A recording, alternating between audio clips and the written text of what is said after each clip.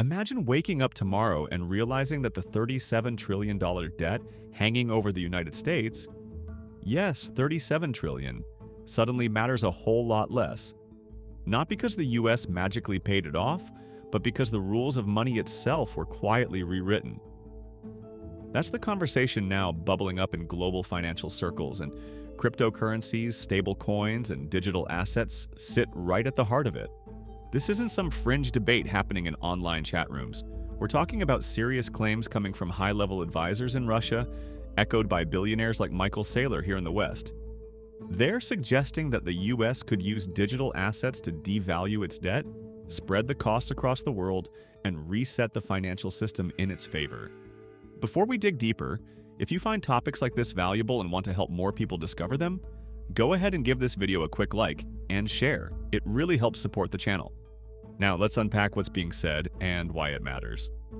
At the Eastern Economic Forum in Russia, Anton Kobyakov, a senior advisor to Vladimir Putin, made a provocative claim. The US is preparing to shift its massive debt into a crypto cloud. The idea, he says, is that by using stable coins and digital assets, America could quietly devalue its $37 trillion debt. In other words, it could reset the game, wipe away a huge chunk of its obligations, and leave other nations, those holding dollars or dollar-pegged assets, holding the bag. Sounds far-fetched, right? Maybe. But here's the thing. It actually fits a pattern the US has used for decades. Michael Saylor, the CEO of MicroStrategy, has even advised US leaders to consider drastic strategies like selling off gold reserves and replacing them with Bitcoin. His reasoning? That such a move would undermine gold-holding rivals, supercharge American influence in global finance, and put the US back in control of the world's monetary future. So the question becomes, is any of this realistic, or is it just grand theory? To answer that, let's rewind for a moment. Debt devaluation isn't new. It's one of the oldest tricks in the economic playbook. Think of it like this. Imagine the world's entire economy is represented by a single $100 bill. If I borrow that $100, I owe it back. But if I have the power to print another $100 bill, suddenly the supply doubles, and the purchasing power of each bill is cut in half. When I pay back the original debt, the lender gets their money, sure, but it buys half as much as before. The debt has been repaid, but in cheaper dollars. That's inflation in action, and the US has leaned on it time and again, from post-World War II to the inflationary 1970s to the aftermath of the COVID-19 pandemic. It's how nations manage debt without technically defaulting. Now enter stablecoins. Stablecoins are digital tokens pegged to assets like the US dollar and backed by things like treasuries. They're not speculative like Bitcoin. They're meant to feel safe, stable, and globally usable. Think of USDT, Tether, or USDC, Circle. And here's where things get interesting. When stablecoins are backed by US treasuries, people all over the world who use them are indirectly funding America's debt.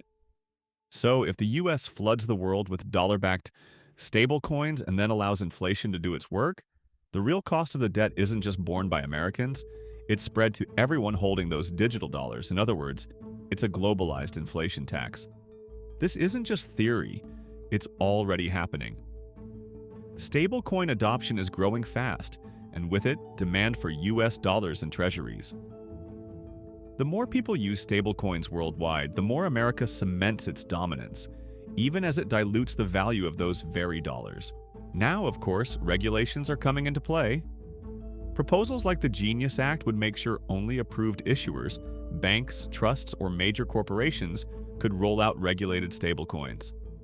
Imagine if Apple or Meta issued their own digital dollars under US law. That would give private corporations enormous power while extending American monetary reach even further. But here's the tension. Economists like Jeff Booth argue that the natural state of the economy is actually deflationary. As technology improves, goods and services should get cheaper. Yet governments keep injecting more money, creating inflation, not deflation. Assets like real estate, stocks, and yes, Bitcoin rise in price, not necessarily because they're worth more, but because the measuring stick, the dollar, is worth less. So what happens when the world starts questioning the trustworthiness of this whole system? Well, History gives us a clue. Back in 1971, the US promised that dollars would always be redeemable for gold, until Nixon ended that link overnight. Ever since, countries have been wary of trusting American promises in monetary policy. That's why many nations are buying gold aggressively today. Gold can't be printed, and it doesn't depend on whether a private company in the US is really holding enough treasuries in a vault to back a digital coin. Now, I'd love to hear your thoughts here.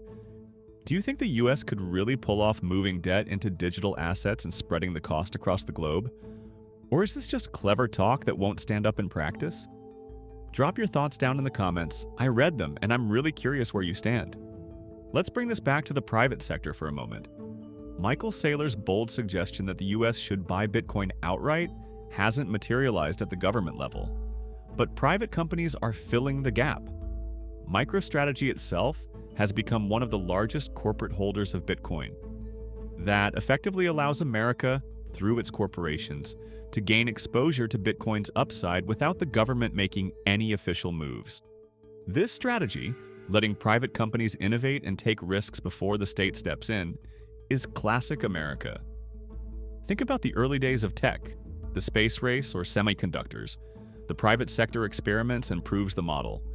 Then, once it's too important to ignore, Washington steps in and integrates it into national strategy.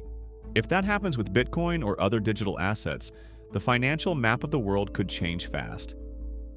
Stablecoins give the US a powerful lever of control, while corporate Bitcoin adoption creates a backdoor for America to benefit from decentralized money without fully committing to it. But here's the catch. The more the US uses these tools, the more distrust it may sow abroad. Countries don't like being caught in America's inflation web. That's why they're stacking gold, testing out central bank digital currencies of their own, and forming regional payment networks to reduce dependence on the dollar. So where does that leave us? The truth is, whether or not the US moves its debt into the so-called crypto cloud, the trend is clear. Money is going digital. Debt management strategies are evolving. And the struggle for trust, transparency, and control will define the next era of global finance. If the US pulls this off, it could reset the game, spreading its debt costs globally, reinforcing dollar dominance, and buying itself time. But the rest of the world isn't blind. Gold, alternative reserve assets, and regional alliances will continue to challenge America's dominance. It's a financial chess match, and the stakes couldn't be higher. And with that, thank you so much for watching.